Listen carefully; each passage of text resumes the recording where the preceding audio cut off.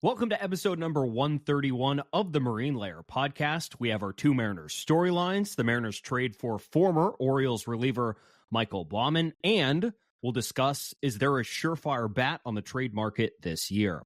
We'll go down on the farm and pick out a standout Mariners minor leaguer. We have our Russell Wilson Umpire of the Week, and we'll close out the show with Speak Your Mind.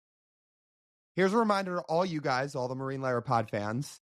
Make sure you download these podcast episodes. If you're listening on Apple, on Spotify, wherever, hit download, leave us a 5-star review, leave a written review. Yeah, you're helping us out a ton if you do. If you're watching on YouTube, leave a like on this video, hit subscribe, leave us a comment, and check us out on social media too. We're on Instagram, TikTok, Twitter, and YouTube Shorts at Marine Layer Pod. Let's get it rolling. The pitch from Acevedo. A drive feet to right field. Down the line. The Mariners win this game 2-1. The dream lives. They're going to the playoffs. 1-1 from Jansen. There you go. Left field. We got a tie ball game. Julio. Oh, baby, what a moment. Tie ball game at 7-7. And we welcome you to this episode of the Marine Layer podcast, part of the Just Baseball Podcast Network. Recording Thursday afternoon, May 23rd. And if you were to ask a random Mariner fan today, Lyle, could you tell the Mariners split a series in the Bronx? Probably not. If you were to ask a Mariners fan before the season, did you ever think Dylan Moore and Luke Raley would be hitting 2 and 3? What would the answer be? No. What a strange lineup today. Very strange. Very strange. Yeah, and look at that. You'd say, okay, let's frame it this way, guys. It is late May. The Mariners are in first place. They have their biggest lead in first place in the AL West since 2003. They have taken the first two games of a series in New York, and the 2 and 3 hitters in the lineup this day are Dylan Moore and Luke Raley, while the lineup is at full health. It's crazy.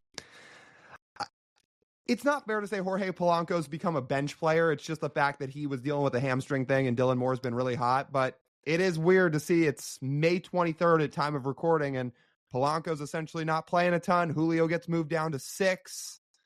Whole nother discussion there.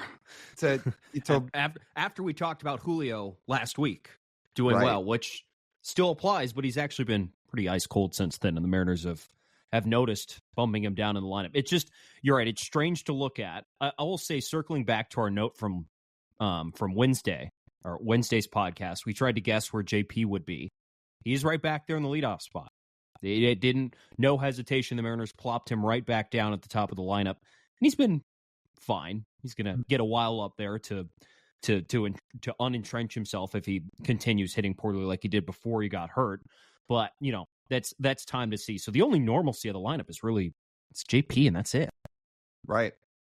And Rojas has been scuffling a bit, which, look, people, at some point this was going to happen at some period of time during 2024 for Josh Rojas. It was awesome the start he was off to. He just wasn't going to hit 350 all year because nobody really does.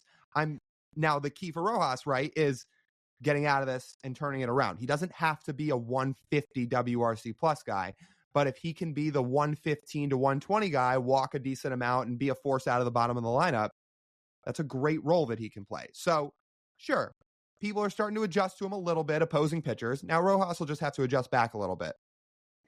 Let's get to our Mariners storylines. Into the bullpen while the Mariners were in New York. They made a trade. Mike Baumann of the Orioles was DFA'd by Baltimore earlier this week, and the Mariners swing a trade for him. They acquire Michael Perez alongside him, a minor league catcher, and they send AAA catcher Blake Hunt to Baltimore. They had to make a move like this. You and I have talked about for episodes here that just watching the bullpen, it didn't feel comfortable. Leads didn't feel comfortable. It didn't feel like there were enough leverage, enough leverage arms. Didn't feel like there was enough good stuff in the bullpen, and it just kind of made you feel a little bit nervous with the bullpen, either trying to keep a game close or hold a lead. And Jerry went out and made his first transaction. He made another one today, claiming a guy off waivers. But Baumann traded from the Orioles yesterday. Good stuff. Not a whole lot of control. Not a whole lot of strikeouts and a lot of walks. The other move they made today, just very quickly, they claimed Eduardo Salazar off waivers from the Dodgers. the Mariners DFA'd Sammy Peralta as a result, who was down in AAA. That was the other move. Yeah, the more highlight of the two is making the trade for Mike Baumann, who throws a pretty firm fastball, has a good slider. The key for him is similar to somebody like Ryan Stanek. He's going to have to be in the zone. Yeah, in the zone. He's the difference between him and Stanek is Stanek at least still maintains a high strikeout rate, and you and I both believe Stanek has elite stuff. I think Baumann has good stuff. Fangraphs grades him out as fastballs above average, his sliders about average, his changeup is below average, and his knuckle curve's his best pitch with a stuff plus of 121, making it 21% better than league average. And his percentages of how he throws those pitches are as accordingly. Fastballs the most. He throws his knuckle curve nearly 30% of the time. I don't know if there's like a pitch mix thing the Mariners see. He had his debut today. He was not very good. Didn't even make it through a whole inning. Walked a couple of batters and wasn't particularly in the strike zone a whole lot. I think the Mariners hope that he throws in and around the strike zone. He's just sort of like, as an Oriole, this has been his profile. He's walked a lot of guys and he's not struck a whole lot of guys out. So, like, as a pitcher, that's the worst combination you can have. Not striking guys out, allowing a lot of guys on base, and it's reflective in his fielding independent pitching, his expected fielding independent pitching. It's pretty high. But at this rate, where the bullpen is, the Mariners can't really afford to pick and choose unless they're really willing to overpay for someone they deem as an elite bullpen arm. That wouldn't really fall in line with much of what Justin Hollander and Jerry Dipoto have done in their time here in Seattle. They're not one to go out and get marquee names in the bullpen because they just don't feel like it's worth it. That's why Ryan Stanek was maybe not a surprise, but it was out of line from what they normally do adding to this bullpen. Baumann's more like the guys they add to this bullpen, and hopefully they see something in his repertoire that they can use to their advantage. Gregory Santos was a household name too, but usually they don't go out and make moves like that. Right. Which, well, he had only been in the big leagues for one. I was maybe thinking of a more veteran one, if I were to be more specific. Veteran, yeah. Yeah. In terms of, we talked about it at the time, and I'm sure we'll get back into this when Santos eventually gets back on the field, but just, I think the Mariners really like Gregory Santos because to go out and get an arm like that, they don't usually do, who's so good and already established himself as such a good big league reliever. But anyway, more about Baumann. There are things to like about him. He doesn't get hit very hard. This year he's not getting hit very hard. That's something that I'm sure stood out in the Mariners profile. His barrel rate's in the 90th percentile. X-Slug favors him very, very well. So there are pieces of his game that are right now thriving. So I'm sure that popped off the popped off the charts to the Mariners a little bit. And I'm sure there's things internally they like about Baumann too. I bet you they like his slider a bit. I'm sure there's something about his pitch mix that they see and say, we can work with this. Because usually the Mariners don't acquire guys who have issues with walks. What's their whole philosophy? Everybody knows it, right? Dominate the zone. They like guys that are going to throw a lot of strikes, first pitch strikes, be around the strike zone. Baumann hasn't really done that. But between not getting hit hard, having a couple pitches that do seem to play, having a fastball that can sit 96, 97, I think there's something here the Mariners are saying, yeah, we can work with. Paired with, to your point, the trade market's not heating up yet. The Mariners need bullpen arms right now, and there are not Ryan Helsleys out there right now available for trade. It's May 23rd when we're recording this. So the Mariners have to make do with what's available right now, and if they still need bullpen help come closer to the deadline, you may see some more household names get brought in here. But for now, this is the best they've got. Ryan Helsley, if you're available, blink twice and I'll send a down payment over to St. Louis. Please. Thank you. Here's the interesting thing. Here's how I kind of frame this when I was looking at his heat charts too. He pitches like and has the arsenal of a strikeout pitcher, yet the execution of it is just not there. Like he throws a four-seam fastball that pitches on the top rail of the strike zone. Throws a knuckle curve that, aims low in the zone / out of the zone. And yet there's no results for the strikeouts, which is odd. If that's what you're trying to do and you're not achieving it, and that just opens you up to other things because that means the ball's getting put in play. And we know about four-seam fastballs, right? If you're not swinging and missing at a four-seam fastball, that's the most likely pitch to get hit for damage. And that the results of his reflect that. His fastball's got hammered every year of his career. He has not been able to get much swing and miss on that pitch, and yet he throws that pitch about half the time on the top rail of the strike zone. I don't know if there's an adjustment tweak there. I know the Mariners in the last couple of years especially have really bought into throwing more sinkers, keeping the ball on the ground, keeping it away from damage areas, and letting the fielders take care of whatever you can't strike out, especially in the bullpen. Remember the 2021 bullpen, the first sort of quote-unquote ragtag group they brought together of Casey Sadler, Drew Steckenrider, and Paul Sewald. They all threw, well, Sadler was a sinker roller, but Steckenrider and Sewald, two of the high-leverage arms in that bullpen, four-seam fastballs top of the strike zone. Attack, strikeout at the top. But then as it's evolved, right, have Andres Munoz with a sinker, Gabe Spire with a sinker, Taylor Saucedo with a sinker. I think Thornton throws a sinker, right? He throws a sinker. Gregory Santos certainly throws a sinker. Santos throws a sinker too. Like, it's a definite philosophical change. Stanek doesn't throw a sinker, but again, he's a veteran, so not expecting him as much to just pick up a sinker in his 30s. Mm-hmm. But Baumann could be different. He could keep his four-seam fastball, or he could switch up his arsenal. I'm not totally sure. It would be strange to see someone's arsenal change in season. That's not very normal, but nothing's unexpected. I think his fastball has some decent rise to it too, or in nerd terms, induced vertical break. So maybe that's something the Mariners like and feel like it's something they can work with. But yeah, Baumann has a profile that said, look, there are things to like about him. And for where the Mariners are at right now, they needed to do something. So I'm glad they did something. Although, it doesn't seem like everyone was thrilled about it. Some people seemed less than thrilled about the idea of giving up Blake Hunt, which I understand the guy's going off in AAA.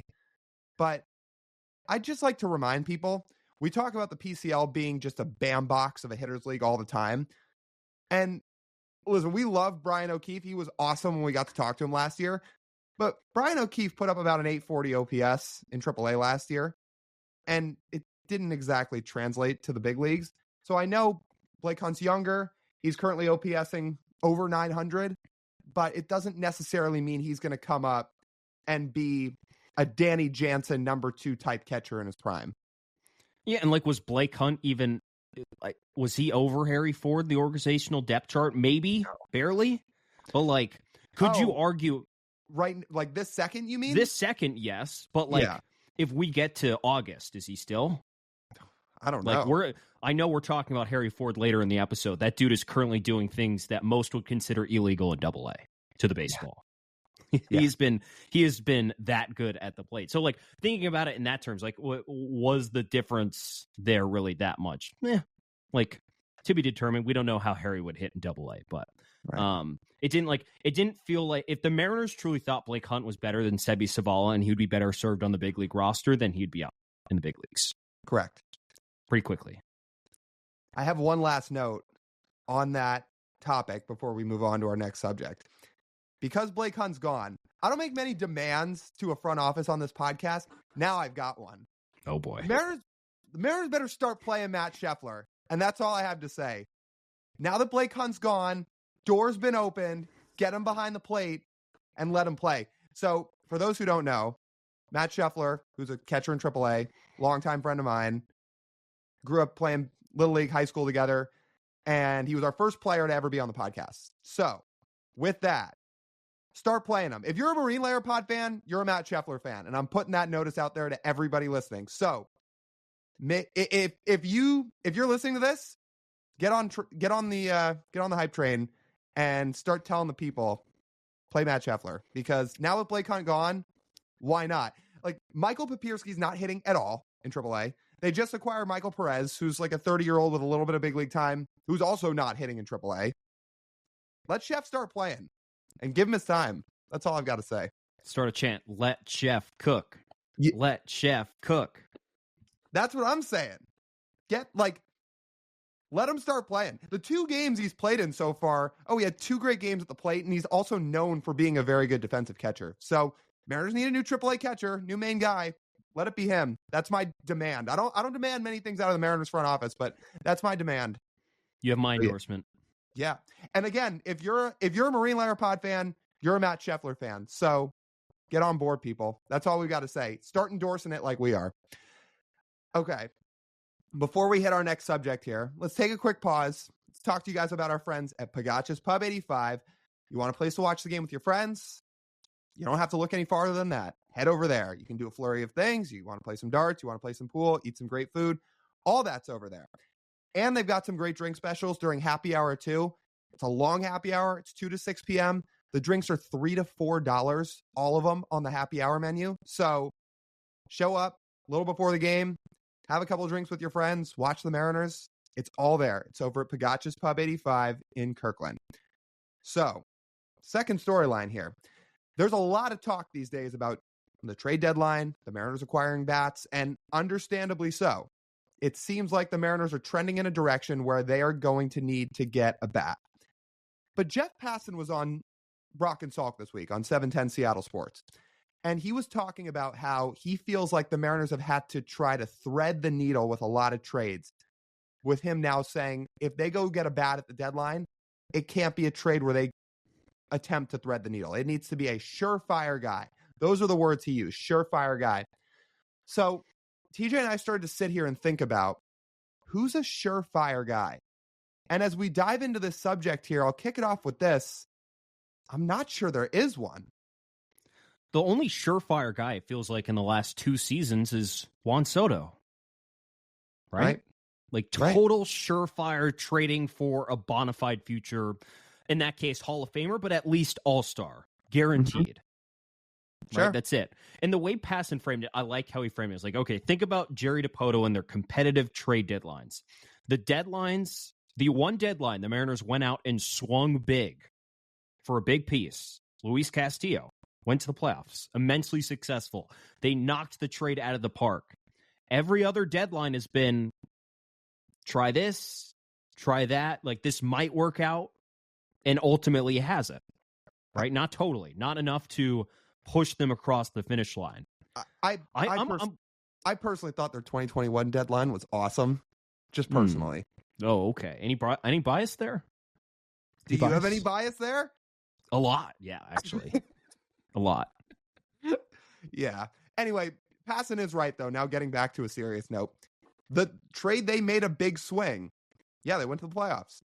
They got Luis Castillo. They traded a decent, not a decent amount, a good amount to go get him, but it worked. They went and extended him shortly after. Mariners went to the playoffs and broke the drought. So yeah, Passan's right. They better go get a guy if they're really going to trade prospects that they know is going to help them and actually level up this offense. Let's start with candidate number one for seeing like total surefire. Vlad Guerrero Jr. He's been a hot name this week. The idea sounds great. Former number one prospect. The dude had a historic 2021 season. He was an OPS over 1,000, crushing the baseball in the air, a ton of home runs, an unbelievable baseball player. Like what every team dreams of in their number one prospect doing is what Vladdy. And I think that's what we thought Vladdy was eventually going to do when he got to the big leagues, was what he did in 2021. Like, son of a Hall of Famer and potentially a future Hall of Famer. Well, he's gone in the complete opposite direction since then. He's been a good hitter since then, but perhaps not good enough, and especially not good enough in the light of Blue Jays fans. If you look at his Baseball Savant page, you can tell one thing. He still hits the ball extremely hard. He doesn't strike out a whole lot, and he walks at a well above league average amount. In fact, below league average strikeouts, above league average walks. So when I give you the combination of that, he hits the ball extremely hard, he walks a lot, and he doesn't strike out a lot. You'd say, slam dunk, easy. He's been average to well below average in value in both batting, base running, and fielding this year. Like, the value as a player is not really there. He's not launching the ball at all. Passan said this in his interview this week, too. He's got the Julio effect right now. He's hitting the ball hard. Nothing's elevated. Nothing's in the air. And his Savant profile backs that up. That's why he's only got 4 homers. So I wrote all these guys' slash lines out for guys we're going to talk about, just to give people a little bit of a synopsis of what they're up to right now. So Vladdy, he's got, I won't read the whole slash line. I'll just do this. He has a 757 OPS, 4 homers, 123 WRC plus. 123 WRC plus is good. Vladdy is having, by league standards, a good year. Now, the reason he is 23% above league average right now with a 757 OPS is because of the reasons we've talked about for a while now. Offense is way down in baseball this year. That being said, if the Mariners pick up the phone to call Ross Atkins and the Blue Jays and say, we're interested in Vladdy, the Blue Jays are not going to respond with, okay, he's been a 120 WRC plus guy this year. Let's think of a fair trade package. No, they're going to be asking for, this is Vlad Guerrero Jr., the star. This is going to cost you a lot. So he has a year and a half of club control. And for doing what he's done in the past, I don't think the Blue Jays, at least in terms of a starting point of a trade package, are going to start with, okay, give up a couple of middling prospects or whatever it would cost. Consider this too. He's not going to be cheap next year. Forget the trade package. He's going to cost at least $26 million next year, if not more, right? The record, because he's a Super 2 guy, which means you get an extra year of arbitration, 2 years of league minimum, 4 years of arbitration. He's making 20 this year, and he's still got a year of arbitration left to go. The Seattle Mariners have been well documented of not paying obscene amounts of money to players they don't deem worth it, especially. Sure. And next year, given budget constraints, the future of root sports, whatever reshuffling the Mariners will eventually have to do on the business side this offseason to make things work as their business model evolves, a $26 million first baseman. Yeah, a 123 WRC plus is good. Is it worth, in the eyes of Jerry Dipoto and Justin Hollander, who look at these things in a value sense? Would Vlad Guerrero Jr. right now make the Mariners lineup better? Absolutely. I think he would. If the price was not over the top, I would absolutely deal for Vlad Guerrero Jr. But this isn't just a this year thing for Vladdy, because you would have him on your roster next year as well. And as I mentioned, he offers no value defensively. He offers no value on the base paths, and he can only play first base right now as he is. So that leaves you having to play him, having to pay him, and pay an exorbitant amount of prospects for a first baseman in today's day and age slugging 385, right? You get that right now. Do you feel like, Lyle, Ty France figures things out? I'm not saying Ty France is Vlad Guerrero Jr., but Ty France can slug 385, right? Yeah, for sure. There's no doubt about it. Yeah. So, okay, so let's conclude with this, right? And we can kind of conclude this way with every guy we talk about. Like you said, would he make the Mariners offense better? Yes. Is he right now a surefire guy? My answer is no. No. And not in the ballpark either. Like, people have legitimate concerns of how hitters adapt to playing in T-Mobile Park. I honestly don't know how Vlad Guerrero Jr. would adapt to T-Mobile Park. Some people would be very scared to find out. Sure. Very scared to find out. The worst thing that can happen is that you trade for a guy in his physical prime and technically hitting prime to come to T-Mobile Park and struggle even more. A guy who already struggles to elevate the baseball, when he does elevate the baseball, realize the ball's not flying anywhere. Right. It's not going over the fence. It's getting caught on the warning track. And as we can see, it affects guys a lot. So we're going to go through about 6 guys on this list, and then there will be one additional one at the end. But we're going to go through 6 guys. So far, the answer is no for me, no from TJ on Vladdy. So candidate number 1, it's a double no. Can I just say, I'll say, am I allowed to say maybe? Like, I would. Is Vladimir Guerrero Jr. a surefire? No, he's not a surefire. Okay. That's the question we're answering. Yes. That's the question. So not would we acquire it. Right. We are collaborative 1 for 1. So with that, let's move on to candidate number 2. But we're not traveling very far to find him. In fact, we're not even traveling outside the Rogers Center. We're just moving over to his infield mate in Bichette, who is also rumored to be on the trade block because the Blue Jays aren't winning games. They're 10 out of the AL East.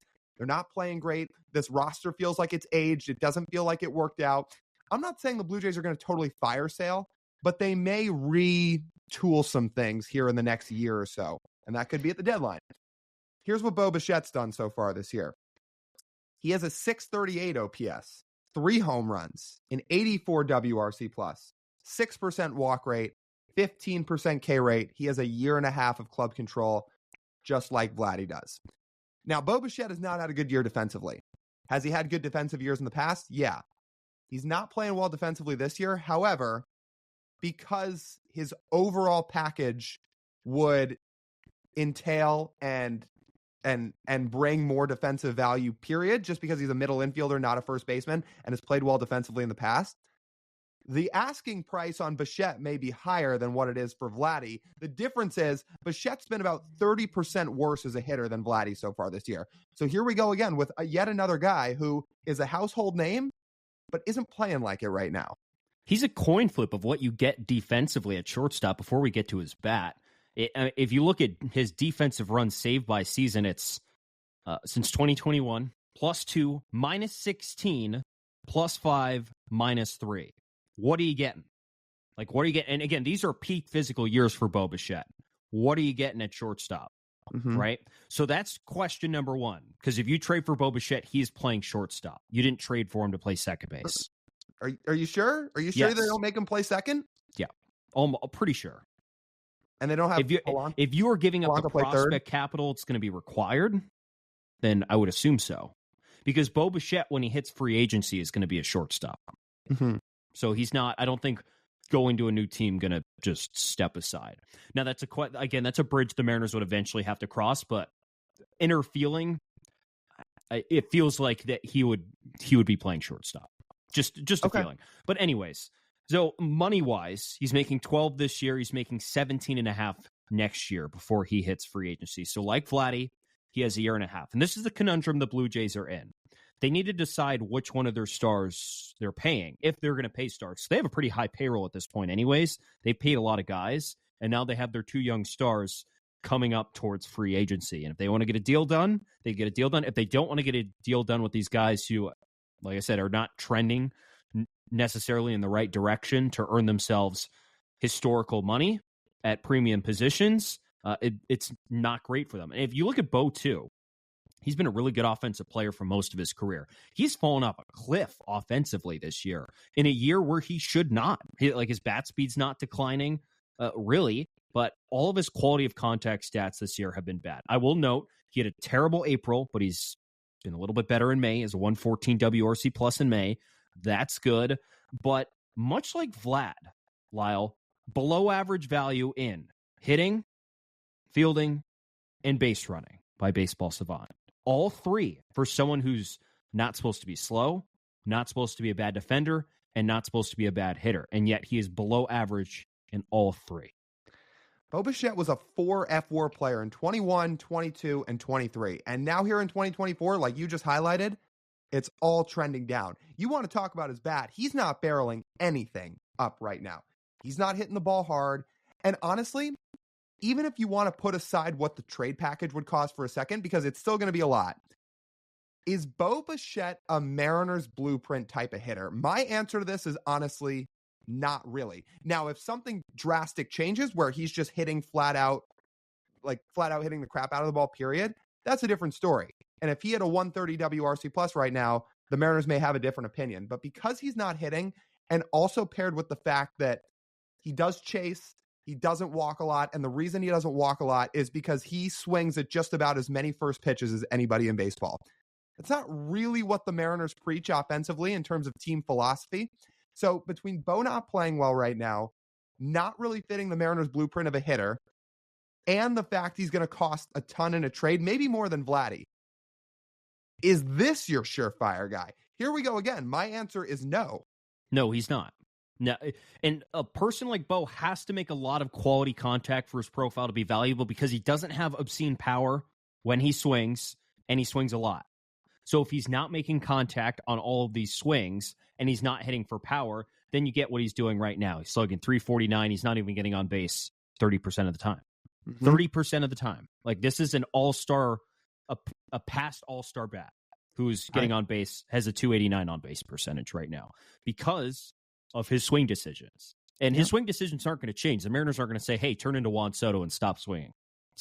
That's not his offensive profile. If he hits for a higher average, he's going to get on base more because he's getting more hits, not because he's walking more. And it's going to be the same relative to his power. It's not like Vladdy, where, Vladdy, when he had his 2021 season, I think he hit above 300 that year, but he got on base a lot and he slugged a lot. And even if Vladdy's average goes down to 270, Vladdy still slugs a lot as long as he's elevating the baseball. Bo's not really that kind of hitter. So when we look at surefire, this would be a risk. This would be almost a bigger risk than Vladdy. Even when you think about Vladdy, you'd say, okay, he's not elevating the ball, but again, still 23% better than league average as a bat. And we can see year after year after year, it is 110 or above.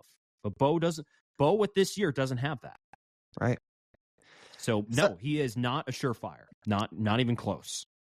We're a collaborative 2 for 2. 2 of the 6 guys so far, we've only highlighted 2 so far in the episode, but 2 of the 6 guys we're a collaborative no on. So also, before we get to number 3 here, very quick, how crazy is it that in the span of a few months, the Blue Jays have gone from Shohei's on a flight to Toronto to sign his contract to Vladdy and Bo might get traded?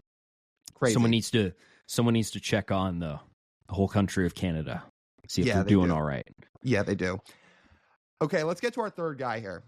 Luis Robert, another guy that has a chance to be traded. He has more club control than both Vladdy and Bo. He has 2.5 years of club control. We're not going to read a slash line because he's played 7 games this year. He's got a 104 WRC plus in those 7 games, which leads to the whole topic of this part of the conversation, doesn't it? Luis Robert is a risky acquisition, not because of who he is as a player. Sure, he strikes out a decent amount, doesn't walk a lot.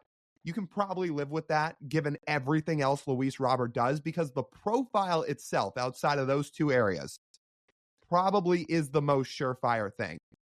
The issue is, how often are you getting that profile? He's never on the field. Luis Roberts played over 100 games once in his career. That was last year. He's played 7 so far this year. He's been on the IL. And he is going to cost probably more than both Vladdy and Bo, because he's got more club control, he's probably got more star power, and he plays fantastic outfield defense. So, this is a polarizing player. We've talked about him in the past. Where are we at now? Do you think they'd take Brian Wu for him right now? Hell yeah, they'd take Brian Wu for him. We're never offering that again. For all the White Sox fans and people that got in our replies and jumped in our DMs, guess what? Deal's off. This would be a risk, man. I don't know if it would be a true all-in push if you're pushing, like all your chips would be on the table at this point if you're trading for Luis Robert. You can't rely on him to be on the field for more than 80 games a year. And you need him on the field, man. Mariners are trying to win baseball games and win a lot of baseball games. They've had a relatively healthy year lineup-wise, a few dinks here and there, but for the most part, again, now that they're back in May, they're healthy. But Luis Robert played for a week and has missed every game since.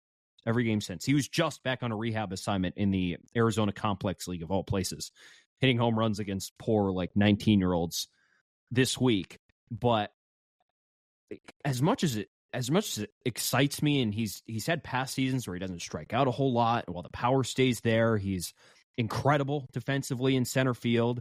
He wouldn't play center because Julio's just as good in center as he is. You put him in the corner if you trade for him. You would have one of the best outfield defenses in baseball, which I cannot tell you how valuable that is to a pitching staff to cover all that ground with that defense. But you would have to justify a monumental trade package for someone you might see for half a season. Until he proves it. It's like Mitch Garver. Until he proves it, you can't rely on him to play more than 80 games a year. And at least all you had to do for Mitch Garver was sign him to a contract and pay money to him. Luis Robert, you'd be paying. He's not overly expensive. Do 12.5 this year, 15 next year. He's got 2 club options after that for $20 million apiece. So you have to pay him, and you would have to stomach an unbelievable trade package for him to acquire him. Is he available?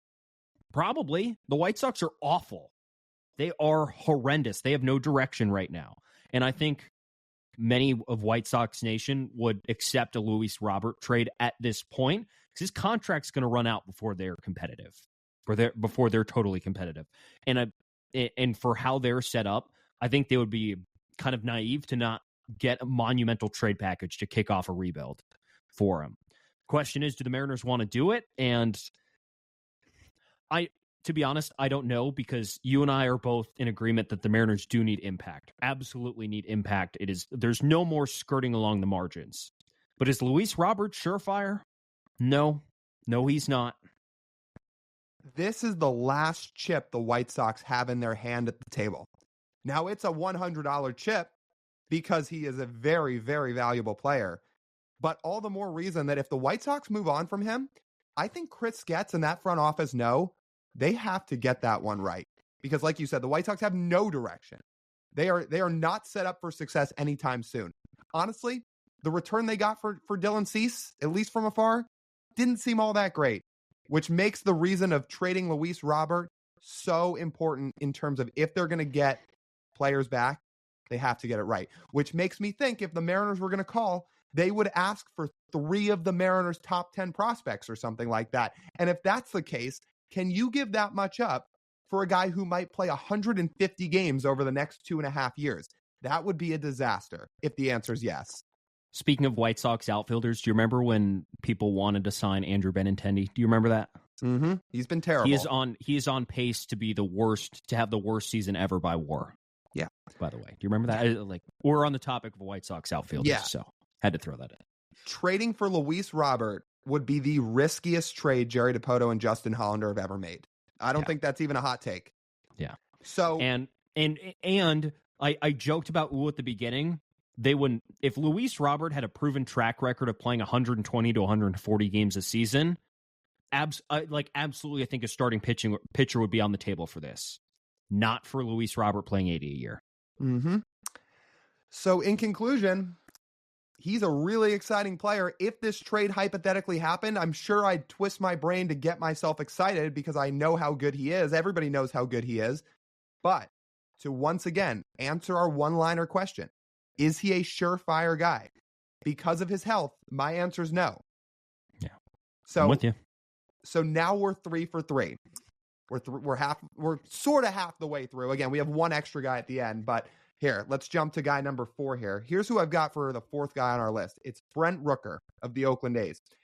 Brent Rooker is lighting the world on fire right now. He's got a 952 OPS, 11 home runs, 172 WRC plus. He walks a little over 9% of the time, strikes out over 31% of the time. That K rate is high. And he's got 4.5 years of club control. This is a guy that if you trade for him, he is going to be in your long-term plans. He will be a Mariner for a very long time if the Mariners pull off this trade. And because he's not a household name and does not have the track record of the aforementioned guys in this subject or in this podcast topic, he shouldn't cost as much as the others. The question, though, becomes, again, we'll leave the one-liner for the end, but do you trust him? Because this is also a guy that's bounced around in his career. He didn't even really find his footing in one spot till he was 28 years old. He'd played about 80 big league games before making an all-star game with the A's last year. And he strikes out a lot. And he doesn't play great defense. So I'm rambling on a little bit here. But point being, do you trust him? 1% more. That strikeout rate makes me nervous.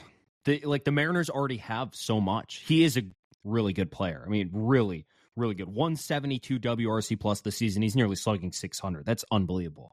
The Mariners would kill for that in their lineup right now. I mean, seriously. But the profile itself, like he walks at an average rate and strikes out a lot and does not play defense. He's a DH. Yeah. So maybe long term, because again, if you trade for Rooker, he'd be with you for a long time. Maybe over an off season, you'd try to transition him to first base, just have him play first base because his outfield defense is really bad. Yeah, his outfield defense is horrendous. So you could try that. You would have to have a long-term vision with Brent Rooker. I'm also not totally sold he would be cheaper. Maybe he wouldn't cost what Luis Robert would cost, but cheap is not a word I would throw around for someone with 4 years of control. No. The A's would hold the chips in this because they don't have to move him. Like I said, they'll have him until they're in Vegas. At this point, you think about it, 4 years, they will probably be in Vegas. They don't mess it up before then. But that's a long time. So there's no pressure on the A's to do anything with Brent Rooker. So the Mariners would have to make it worth their time to move someone like him in division. Strikeouts are kind of concerning, judging what we've seen from the Mariners lineup and strikeouts this season, given that he holds up the fact that, yeah, I love hitting in T-Mobile Park. This is my favorite place to hit. And he backs that up with actual good play at T-Mobile Park, opposed to outside hitters like, Teoscar Hernandez coming into T-Mobile Park and really struggling and not being able to get the ball up and over the fence and hit consistently. Like that's it. The offensive profile's there. It's not perfect, but for this season, it's pretty good. He's an outlier when it comes to offensive performance in 2024, given from what we've seen for the rest of the league. So, in conclusion, strikes out a lot, doesn't play good defense, may not have an exact position if he were traded for, with the Mariners already having a DH in Garver. So here's the one-liner. Once again, is this your surefire guy? No. You would also be trading for him at his value as a one. He probably won't be at 172 by the time, if he's available at the deadline, but they would sell him above where he is. He is not a 172 WRC plus hitter. He's probably at his peak, more like of what he did last year at 127. 127 is a lot cheaper than 172. Right. He's a good hitter. He loves Seattle. Like I love talking to Brent Rooker when we did the content with him, for whatever it's worth. Awesome dude. But in terms of what the Mariners would have to probably give up for a little over 4 years of him, and he strikes out a lot, and the defense isn't great. Honestly, I had to think a little bit more about this one than the others, funny enough, just because he doesn't have injury risk, at least as of now. He isn't totally falling off a cliff like Bo Bichette. So I gave it a little more thought, and again, I expect him to cost a little bit less than somebody like Robert. But surefire, again, considering he didn't really find his footing till so late in his career, yeah, my answer is no to this. He could be a good player, but he's not the surefire Jeff Passan definition that he gave, at least in my opinion. Yeah, I'm with you. This would be someone I would be interested in if he was available, but surefire, absolutely not. You can't stamp him in. So now we're 4 for 4, collaborative on what will be 6 guys we break down. Here's the 5th guy. Now we're going to get into some rentals, a couple. Pete Alonso. He has a 779 OPS this year with the Mets, 11 home runs, 123 WRC plus, 9% walk rate, 19% K rate, and he is a free agent at the end of the year. Jerry Dipoto and Justin Hollander do not make rental trades. They really haven't. Not for impact guys, at least. So, would they change their line of thinking this year to go get 2 months of Pete Alonso? He won't cost a ton because he's going to be here for 2 months. But does he move the needle? And is this worth it? He moves the needle if it gets to the point where you feel like you need to replace Ty France at first base, then yes, he moves the needle. Pete's defense at first base is not great, but you stick him at first base for 2 months to attempt to go win the division and go make the playoffs, because he could absolutely be an impact. He's not what he once was. He's declined a little bit as he's gotten closer to 30. Well, age 24, he had a 144 WRC plus, 25 to 27, 134. Age 28 and 29, he's been at 121. Still good, but not quite as good as he was in the past. He has slugged 40 homers each of the last 2 seasons. He could still reach 40 homers this season. He might end up a little bit below that, but he has got solid 35-plus home run potential. And for the sake, Lyle, that's exactly what the Mariners need. They don't need Juan Soto would be great. You and I would take Juan Soto. But for the price of what Pete would take and what they need offensively, if we're talking surefire, not many guys who hit as many home runs as Pete Alonso. So I would say for a 2-month rental, yep. Yes, he is surefire. I feel a little differently. Really? A lot of his batted ball profile is not great. His WRC plus is the same as Vladdy right now. I know he doesn't strike out a lot. Also doesn't play great defense. You're not acquiring him for his defense, yes. But, again, you just pointed out he's declining. He's not the same guy he was when he was putting up a 130 to 140 WRC. You don't have to worry about his future at all. This would be a straight rental. He's a Boris guy. He is hitting free agency, and he is going to seek the highest contract, the biggest contract he can get. And most likely, it's not going to be from Seattle because this isn't their player. But for what they need this season to make a playoff run, surefire for 2 months of a 35 plus home run guy at first base for a lineup that needs an infusion of power. For 2 months. Yes. That's my answer. I'd be more inclined to say yes about the next guy we're going to talk about, to be honest with you. I would too. I would say both can be yes. My whole thing is, does he make the offense better? Yes. Does he level them up? I honestly don't know. Like, his launch angle's not great right now. He's not hitting the ball as hard as he has in years past. Again, his profile's just not as good right now. And you're talking about moving him into T-Mobile Park. And that's if Jerry and Justin even agree to trade for a rental. I have my questions about Pete Alonso too. Citi Field's not the best hitter's park, though, I will say. So no. It's not like he's coming from Philly or Cincinnati or something. Like, he is not going to give you much value elsewhere. And sure, maybe like a total level up, Lyle, like I liked how you framed that. No, but better? Yes. And the Mariners do need better. They do. But again, I don't think this really fits the passing description. Surefire, he could be good. Yeah. I don't know if he's a superstar for 2 months. I don't know if the Mariners acquiring Pete Alonso would be the equivalent to when the Rangers acquired Jordan Montgomery at the deadline, and he was awesome for them for 2 months. I don't know if it would be the equivalent of that. I really don't. So yes, I have my hesitations about it. He would still certainly cost you something. And ultimately, again, I can't stress this part enough. I don't even know if Jerry and Justin consider this. Yeah, I don't know if they do either, but if we're just answering the surefire question, I would put Pete Alonso in that bucket. Okay. So that brings us to our last guy, and then we kind of have one honorable mention. Christian Walker, the Arizona Diamondbacks. He's got an .816 OPS, 10 home runs, 133 WRC+, 13% walk rate, about a 23% strikeout rate.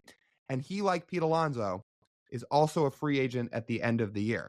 Now, Walker's profile looks much better right now than Alonso's does. It's a ton of red, hitting the ball hard, hitting the ball in the air. Awesome defender, by the way. For a guy who plays first base, he's in the 99th percentile of outs above average. He's racked up 7 so far this year. So again, 2 months, but is this something you're interested in? I said Pete surefire. This guy is definitely surefire. If he's available for the Diamondbacks, they're sitting at 500, so it's not even a guarantee he's available. They could push for a wild card spot, and they keep him, and he continues to be a valuable part of their team because he's a valuable player. There's not many holes in his offensive profile, and he's got good, not Pete Alonso power, but 30-plus homer power. Yes, your defense at first base to be held down. Yes, he'll walk. Yes, he won't strike out at an absurd rate. Yes, that's everything you want from a first baseman. That's it. In terms of all the guys we've looked at, like, this is it. This is it. Of the guys we have highlighted, this is the guy I'd feel most comfortable trading for. But it's not something Jerry and Justin usually do. Again, don't usually trade for impact rental pieces. And then you only have him for 2 months, too. If you're talking about trying to win in 2024, sure, Christian Walker can help you. But if you're going for the long-term outlook of the Mariners needing bats moving forward too, you're kind of out of luck with that. Because if the two guys you're most confident in are Pete Alonso and Christian Walker, in my case, Christian Walker, that's only for 2 months. Then you have to go back to the drawing board. You hope Tyler Locklear can come up either late 24 or 25 and be your guy. Maybe you sign somebody in free agency. Maybe you trade somebody for somebody in the offseason. But this is not a long-term plan. This would be go for it in 2024. You and I have talked about this. At some point, it doesn't need to be... the question needs to stop being asked, can this guy win for us now and in the future? Because eventually... So the philosophy of Jerry and Justin of wanting to just give themselves a chance year after year after year after year, and as many bites of the apple as possible, is the Dodgers example. They have the best team in baseball nearly every single season, yet they have one World Series and a shortened season to show for it because it is really, really hard to win. But eventually, you have to take a risk to make your roster better. Because if you put up the guardrails to saying the guy needs to help us this year, next year, and the year after that, that shortens the pool of what is available, and those guys are more expensive. So if the Mariners arrive in the middle of July and they look, man, we really need first base production, like really need first base production. If we can get first base production this year, we really have a chance. Look at this rotation. At that point, you get to mid-July and you see your rotation. Like, we can win a World Series with this rotation. You go and say, I'm okay with the rental at this point. It's okay. Test free agency, we'll make him an offer. We'll have a 2-month sales pitch to him to play here in Seattle. He'll play some really exciting baseball. At some point, I think it has to become an option. You can't just say no to one of the most important parts of this market every single year, and that's the rental guys available at the deadline. They can be absolute difference makers. Like you said, Montgomery. Look at Jordan Montgomery and the impact he made with the Texas Rangers. Was that a swing? Absolutely, it was a swing. But Jordan Montgomery was an enormous piece of the Texas Rangers winning a World Series last season. They don't regret for a second trading for him. It's true. However, we are not Jerry Dipoto and Justin Hollander. So if you happen to be listening to this and you're in the boat of people that doesn't like the idea of a rental trade, then every guy we just outlined, at least from TJ and I, is a collaborative no on, is this player a surefire guy? And if you are in the boat of, okay, I'm good with a rental, then even still your surefire guy isn't going to be here long term. So this is the guy we're going to end with, and it's somebody we've talked about in past episodes. People can rip on the Kyle Tucker idea all they want, but you just heard TJ and I throughout the course of most of this podcast list out just about every guy that's a really good bat that might be on the trade block this summer. And every single one of them has hesitations, whether it's time length on their contract, injuries, or their offensive profile trending down. Rip on it all you want. You want to rip on the Kyle Tucker thing? Fine. Give us another bat that either we didn't talk about or one of the guys we talked about that you feel more confident about for the Mariners trading for him. You want to talk about surefire. Jeff Passan's surefire guy, right? Saying you can't thread the needle on a trade. You can't miss on a trade. You've got to make it happen and make sure the guy's going to do it, not just do his job for you, be a stud for you. That's it. That's the guy. Now, there's a million roadblocks they'd have to jump by making that trade. I get it. We know that. We're not dumb, believe it or not. But if you're talking about who's the surefire guy, yeah, it's him. It's him. That's my take. Yeah. Well, he has been the best hitter in baseball this year, arguably. Oh, so that helps. He's on pace for like 60 bombs. Now, Let me say this too. If the Mariners were to make that trade, which again is very unlikely even to begin with, if they were to make that trade and give up the king's ransom that it would probably cost to get Kyle Tucker, I would bet you that means they think they have a chance to extend him. Because I'm going to be honest, I don't think Jerry Dipoto and Justin Hollander are trading a ton of guys away from their farm that they really trust and believe in for just a year and a half. Similar to Luis Castillo, who was traded for and shortly after extended, and them talking about they very clearly had a vision to extend Luis once they got him. I think it'd be the same thing here. If they were to trade for him, if the trade were to go through, you get the passive notification saying Mariners are in agreement for a trade for Astros outfielder Kyle Tucker. That would signal to me the Mariners think they can extend him. And I know some of you are going to say, well, that involves Mariners ownership plopping down a $250 million contract for him. Yes. Okay. All the more reason. Sounds good. Well, sounds good to us. But yes, you saying the Mariners ownership would never do that. Yes. All the more reason this is unlikely, right? But I'm saying if in this hypothetical situation, this trade were to happen and it went through, that's your signal that the Mariners think they can extend him because they're not giving up everything they'd have to give up in their farm for just a year and a half. So if you want to talk about surefire, unlikely as it is, in my opinion, that's the guy. And guys, if we missed anyone that you think we should have highlighted for surefire or that you think is surefire, please leave us a comment in the YouTube section. Yep. If you're listening, go over to YouTube, leave us a comment on the episode, send us an email, send us a DM. Open to ideas, but I think that was a general sense of what we think will be available at the deadline coming up here in August. Yeah. And I know we're still about 2 months away, but there's plenty of talk about it right now. And I think we did a pretty good job of breaking down all the different guys that could be available that are household names and why or why not they might be suitable. So yeah, if you've got any other ideas, tell us. Drop a comment in the YouTube comments. Like TJ said, DM us, whatever you want. Not only is it good to talk about, but it is pretty clear the Mariners will need it. Mm-hmm. Not even it is clear as day now in May that the Mariners will need to make a trade, if not make a big trade coming up as August gets near. If they want to be a serious competitor for a World Series, it's going to need to happen. Let's go down on the farm. Who you got this week, Lyle?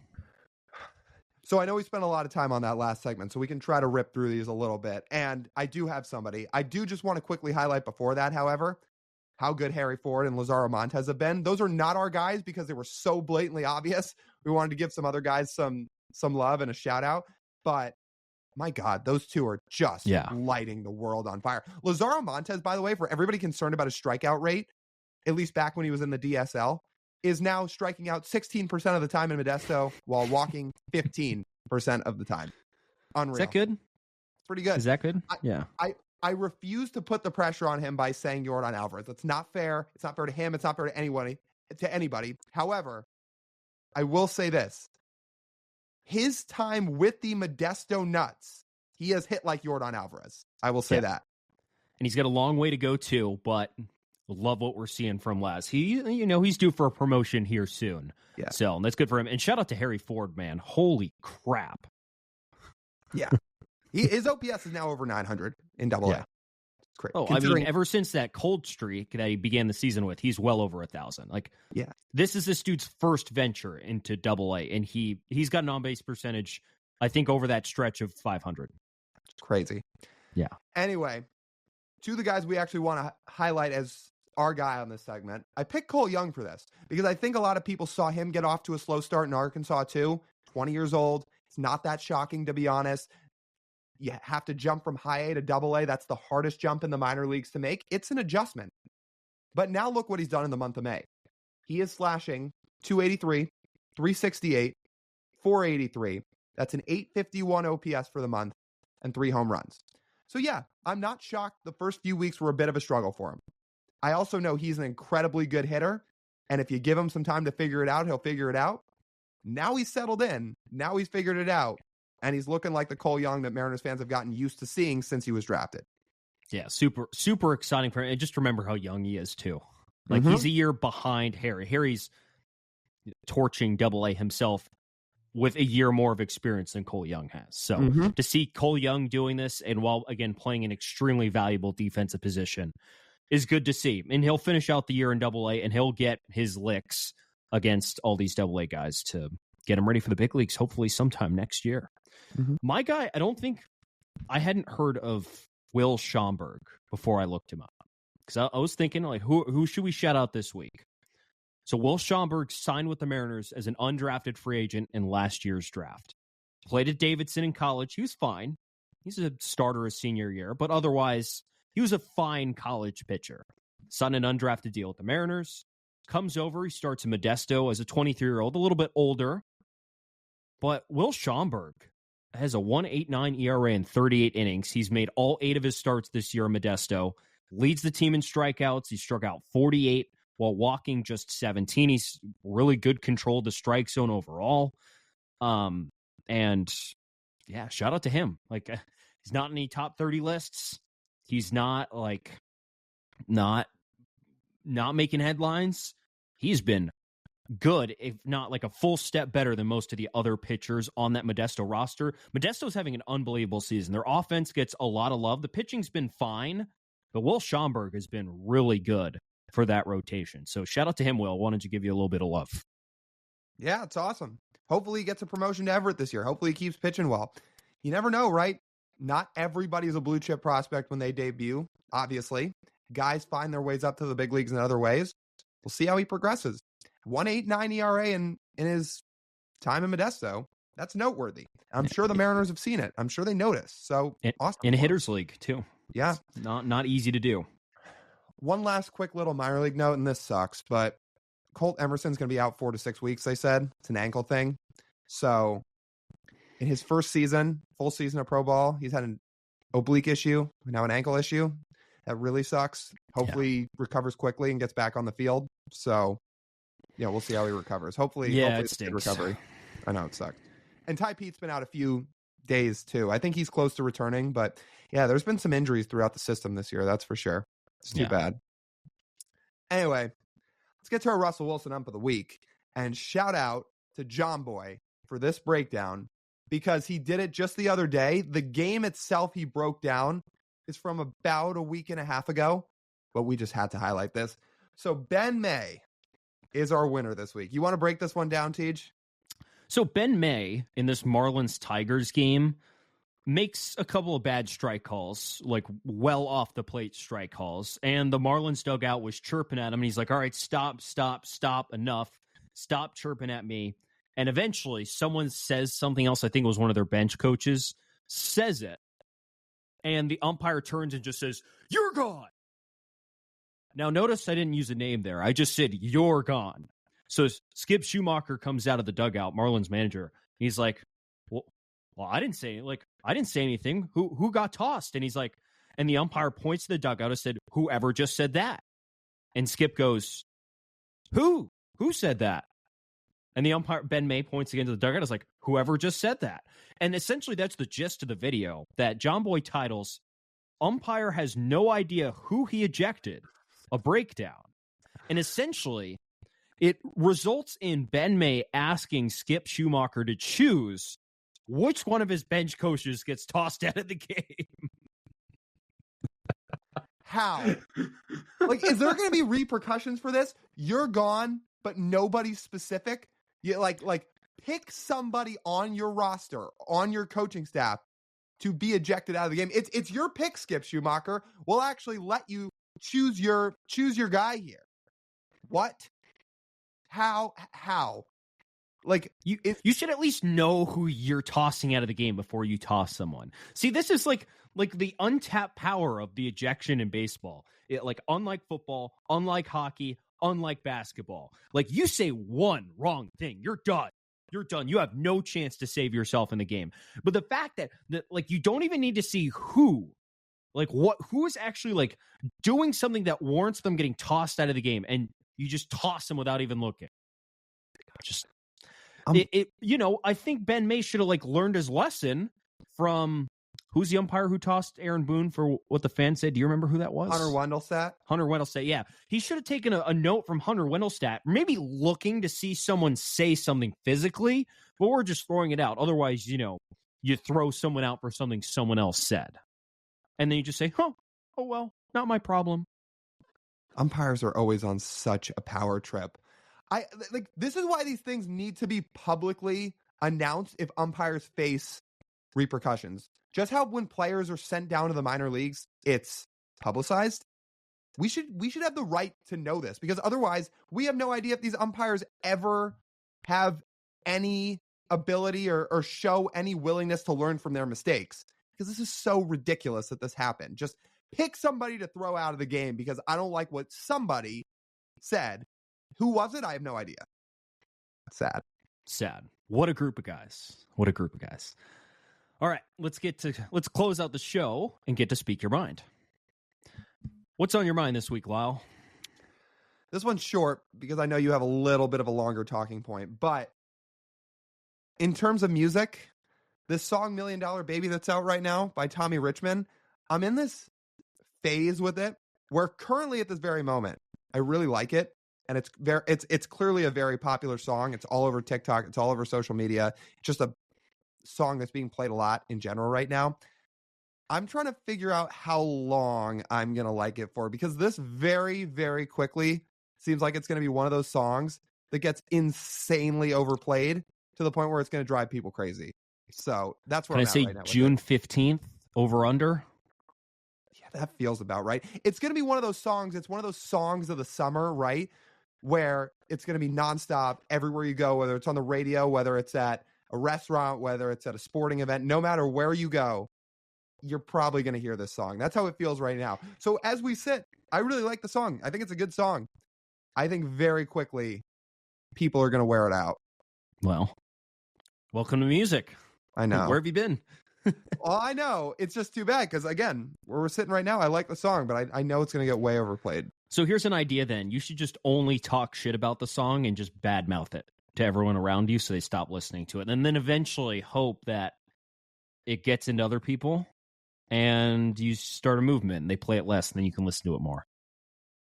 That's not a bad idea, but we'll see how many people I could actually convince with a movement like that. I don't know. Well, You started movements before. Oh, that's true. However, again, if it's on at T-Mobile Park, for example, right? I can't go up. I can't tell the people playing the music, just shut it off. Well, you could try. It might be the last time you do that, but you could try. So that's the thing. It's going to be played in all these public settings. You know that. It's just like it's one of those songs you can tell it's going to be very popular. So yeah, I like it for now. We'll see how much longer. My Speak Your Mind this week is a bit of a larger topic. So some background, the NBA media rights deal is done now. I think it's going to be ESPN and NBC primarily.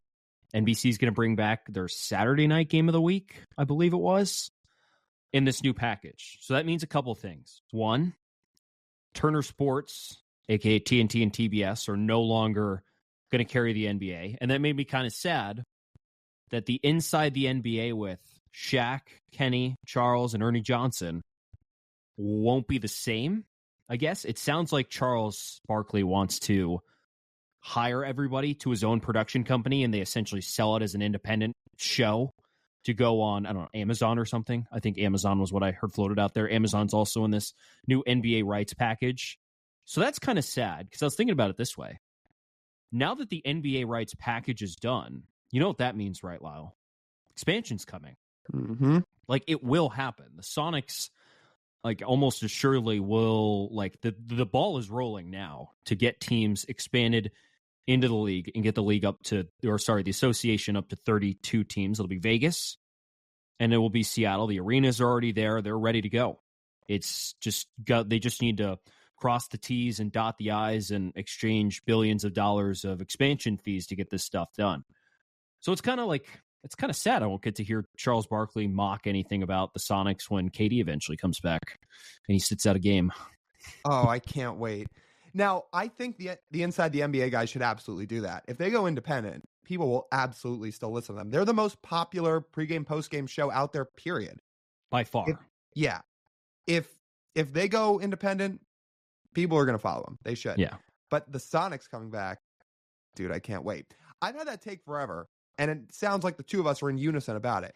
I don't know if it's going to be for 1 year. I don't know if it's going to be for 2 years. I don't know if it's going to be for longer. But my take for a long time has been when the Sonics come back for at least 1 year, maybe the last year of his career, KD will be in Seattle.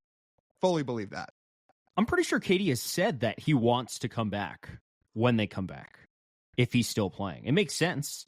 Let's get KD and Bronny on the team. I think that would be extremely fun.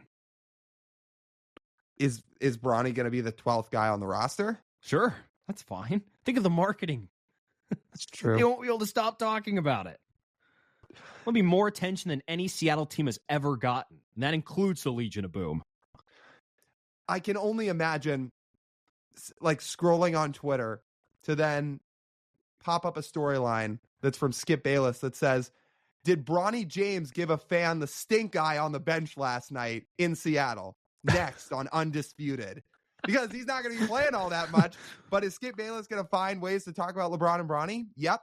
And if he's in Seattle, it's going to be something like that. Did he give a fan a bad look in the stands? Next on maybe. Undisputed. I think that's the only chance we'll get Stephen A. on the mini mic for an interview. If we eventually make our way down onto the court for Sonics games, the only way we'll get Stephen A. will be if the Sonics are in town and Bronny is there. We got to, get Bronny here, get the media attention focused on Seattle. It's going to be an absolute mess. An absolute mess of storylines and stuff. I don't know if we're all ready again for the drama of the NBA to come back, Lyle. I don't know if we're ready, but at least it will mean that Stephen A comes back and he's going to be spewing off some just garbage hot take on the live NBA pregame show. Maybe when the Knicks are in town, if ESPN wants to roll that back again, what they did against the Pacers last week. But just to have that, I think the idea of that is really fun. Speaking of those storylines, can you the idea of an NBA storyline back in Seattle? Not dead serious about the NFL, not Major League Baseball where we're complaining about bullpen decisions and roster churn and all that. No, we're going to be talking about why is KD sitting out a third straight game? I feel like the two of us would probably get back into basketball a little bit more. I know the two of us don't sit and at least in the regular season watch too many NBA games, but I bet you with the Sonics back, actually I know with the Sonics back, I would. Yeah. And the town would too. Like the economy of it would thrive. Right. So much. People miss it so much. The amount of people that would buy season tickets like that because the NBA is back. And I'll say it again. When the Thunder come to town, they are going to get booed like no other. And you're going to see Shai Gilgeous-Alexander and Chet Holmgren looking around being like, dude, we were 10 years old or less when they got shipped out of town. How are we getting booed? But it doesn't matter to the Seattle fans. When the Thunder come to town, they're getting booed hard. What are the odds they know why they're getting booed? Do you think they do? Honest Some question. of them will. Do you think there will be a player on the Oklahoma City 12, the 12 guys on the roster? Do you think there will be someone who actually has no idea why they're getting booed? I would say yes, but I bet you somebody would inform them pretty quickly. Probably before the game, it's like, hey guys, if you didn't know, you actually used to be the Sonics. Mm-hmm. So you're probably. But I think entering the road trip before anyone gets any background, I guarantee you, someone has no idea. Probably.